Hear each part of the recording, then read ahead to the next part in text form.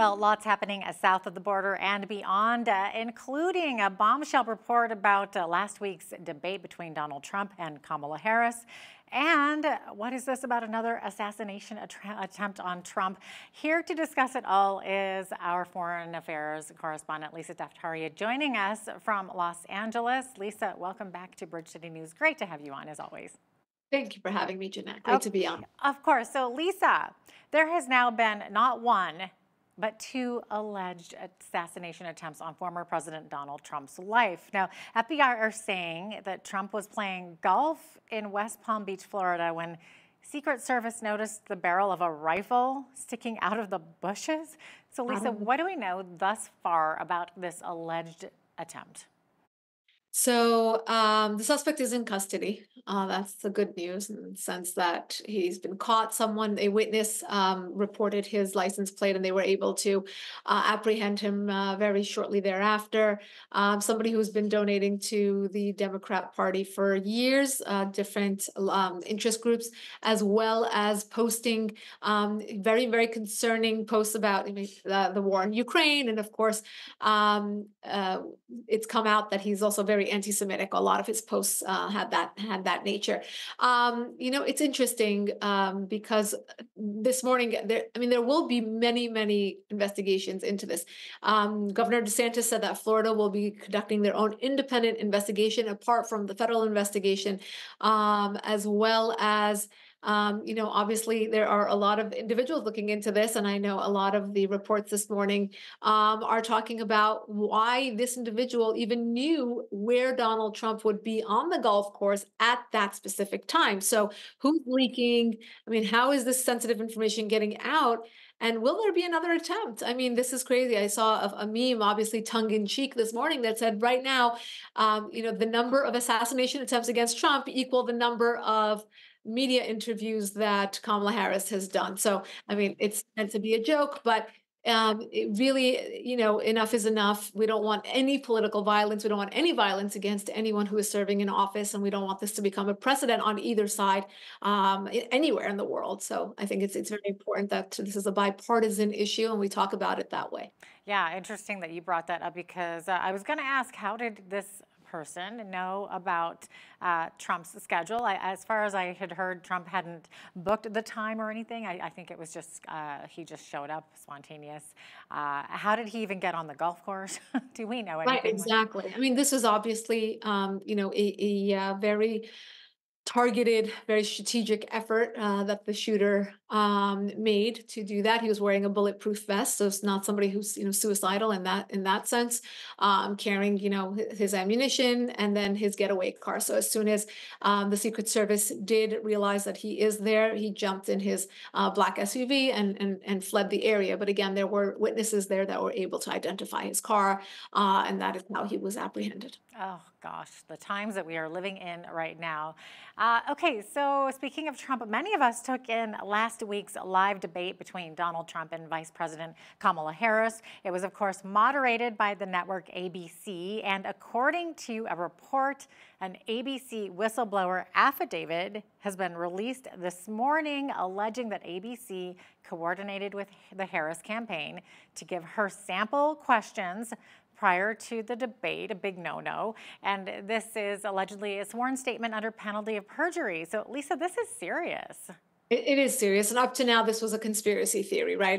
This was, social media, MAGA people accusing ABC and the Kamala Harris campaign of cheating and knowing the questions and, colluding with both ABC and the two moderators. It seemed to many that this was a lopsided debate in several ways. The angles of the camera, the fact checking that was only used against Donald Trump, the questions, the confidence that Kamala Harris exuded that we haven't seen. Maybe she was well prepared, but maybe there was foul play. And now here we have it. Jeanette, as you said, there was in fact foul play. This, according to this affidavit, according to this whistleblower who wants to get this story out. So again, I want to really emphasize this because we're in this for the long run. We want to protect our democracy. We want to protect our country. We want to protect the integrity of the media on both sides. We want to protect the integrity of our government and the establishment of the White House, again, on both sides. So, I mean, if you're, out there and you're pro Kamala Harris and you think this is wonderful, I mean, it's not. Next time a Republican candidate can collude, it's not something that we want to allow. Obviously, media being one of the pillars of our democracy right now seems very much compromised, right? This is not a good look, and really, we want to call it out again in a bipartisan way. Now, U.S. lawmakers are still unsure as to where billions of dollars have gone years after federal COVID era relief was passed. So reports estimate that anywhere from $200 billion to $500 billion was lost to waste, fraud, and abuse across various federal and state COVID era programs. So what can you tell us about this, Lisa? I mean, it's not surprising, right? We all knew how people were scamming the government, getting checks sent to addresses where they didn't live, really taking advantage of the fact that the government was giving out so much money. I mean, how can we really recoup that money? I mean, it's pretty much impossible. But, the fact that these reports are coming out, again, something that people said at the time was looked at as a conspiracy theory, and here you have it. The numbers, the receipts, it all adds up in terms of just the fraud and the stealing. And this is it's so un-American, but yet it's so commonplace right now. And that's really the upsetting part about all of this, is how commonplace all this fraud and stealing from the government has become. Okay, so looking our eyes now across over to the Middle East, we have seen the second anniversary of Kurdish Iranian Masa Amani's death in police custody. That anniversary is approaching soon. And reports are emerging that the Islamic Republic has deployed security forces to her hometown and have even placed her family under house arrest. So, Lisa, why is this happening? What's going on? Right. So this is the anniversary of the Masa Amini murder. She was killed at the hands of the Islamic Republic, the morality police, because she was wearing her hijab too far back. And if you recall, in the aftermath of her death, there were months and months of protesting, and that was one of the most, if not the most significant round of protests that we've seen from the Iranian opposition inside the country and outside. We've seen a lot of protests that were in support of that in Canada, in the United States, in Europe, around the world. And now, for the anniversary of her death, there are protests. Again, we saw protests in Paris yesterday. There was one here in Los Angeles yesterday as well, where I actually had the honor of attending the dedication of a neighborhood square in Los Angeles for "Women, Life, Freedom," which is the tagline of the protests in honor of Masa Amini. But the regime is afraid that this is going to start up again. This is something that hasn't gone away. I mean, they may have been silenced, they may be killed, they may have their eyes gouged out, but the people, particularly the women of Iran who are leading a lot of these protests, they're still disenchanted, and they will still come out onto the streets, and they will still risk their lives to have their stories told, to fight for that freedom. So I think this is what the government is trying to prevent on the anniversary. They closed streets. They made it impossible for people to go to her to the cemetery where she is buried. That's somewhere where people would usually gather. And of course, putting her family under house arrest. They are the symbolic leaders of this protest and this disenchantment. But I say this in all my interviews. Masa Amini was just one victim of this regime. This regime has thousands and thousands of victims. And she became the symbolic name, face, icon of this round of protests. But there are so many young Iranians that are still suffering, that are still living without their basic freedoms, and they will come out onto the streets again until they get that freedom. Yeah, I can't believe it's only been 2 years also since that happened. Feels like so much has happened since then. It's very sad. Okay, so moving on here, Britain and the U.S. have raised fears over a nuclear deal between Russia and Iran, and it looks like Russia has shared nuclear secrets with Iran in return for Tehran supplying Moscow with ballistic missiles to bomb Ukraine. Lisa, tell us more about this, please. So, the United States, the West feel as though if they isolate an enemy, they will be able to be without, whether it's without weapons, whether it's without money, whether it's about, without trade partners, and to really, minimalize them that way.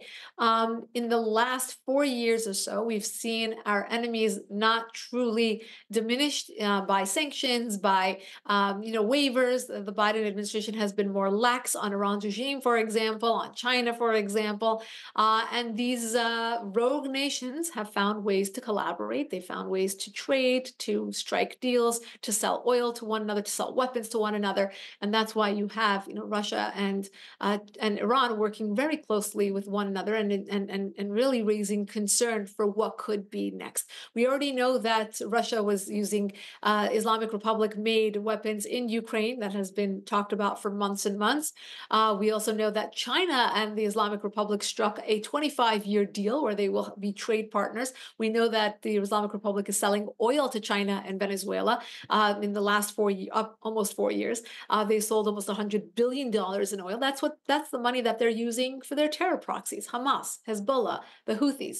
October 7th, funded, given weapons to, trained by this same support, money, resources, etc. So this is when we connect the dots on all of this. Obviously, it starts at the White House. It starts with the West, the positioning of the West, how we view these rogue elements, how we try to minimize their actions, how we try to, put boundaries and limitations and restrictions on them so that they cannot do these things. It's all about deterrence, and it starts with deterrence at the podium, and not, with the Houthis shooting at U.S. and European assets in the Red Sea. So we have come a long way, as you said, in the last few years. It seems like so much has happened, particularly in the last year alone. And we're just hoping that it de-escalates rather than escalates in the next year to come. Yeah, yeah. And then now we have the Islamic Republic, which has announced a successful satellite launch. And it looks like footage of the send-off was identified by the Associated Press. But the U.S. condemning it, saying Iran's space launch vehicle programs provide a pathway to expand its longer-range missile system. So, Lisa, it sounds like this is something we should be concerned about. Should be concerned about, but a slap on the wrist, or you shouldn't have done that, isn't going to stop the Ayatollahs. And that's really the bottom line. There has to be a position in place that does deter them from this type of rogue behavior.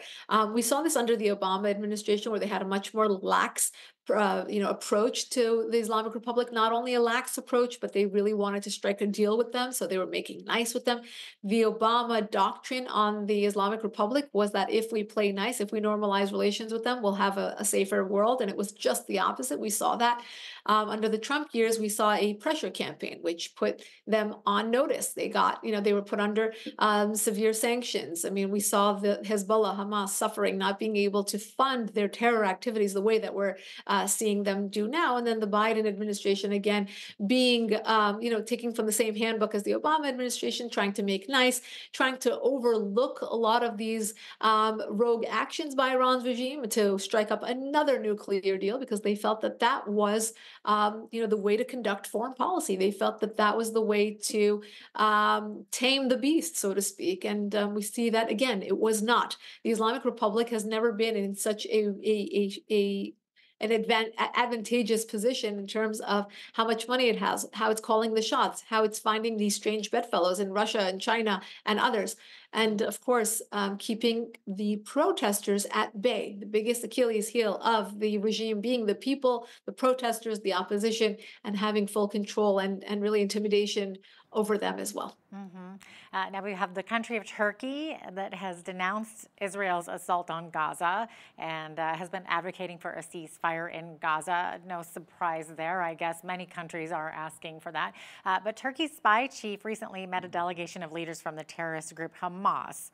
So, Lisa, what are your thoughts about that? I mean, this is awful. I mean, this is a NATO partner. This is a country that has been viewed as the West, as the Western Middle Eastern country. But we've also viewed Turkey in the last few years as an equal opportunity opportunist. They have played both sides. They have been Western when it benefits them, and they become, pro-jihadi when it benefits them. But this is something that's out there. It's really it's a rogue move. It's really a brazen move by Turkey to meet with actual Hamas leaders. I mean, they've met with Syria in the past few months, obviously in bed with Iran's regime as well. And now, of course, Hamas being just a tentacle of Iran's regime. So they've made their position well known, of course, standing, in opposition to Israel and the war that's going on right now. But I think that, again, there has to be a strong position coming from the West where we call out Turkey and say, if you want to be aligned with the West, you have to adopt and espouse the West's interests and the West's view on what's going on. It's interesting because I think this war has been so bastardized by the media and by the UN and by so many of these rights groups that people don't understand. And at the core of this is just you're either pro-jihad or anti-jihad, and they're coming for all of us. This is not just Israel's war. They happen to be fighting it for all of us. But if Turkey decides that it wants to be pro-jihad, then there has to be consequences in other arenas. Looks like we're out of time here, but Lisa Daftari, editor-in-chief of the Foreign Desk, thanks so much for joining us today from Los Angeles. Thank you for having me.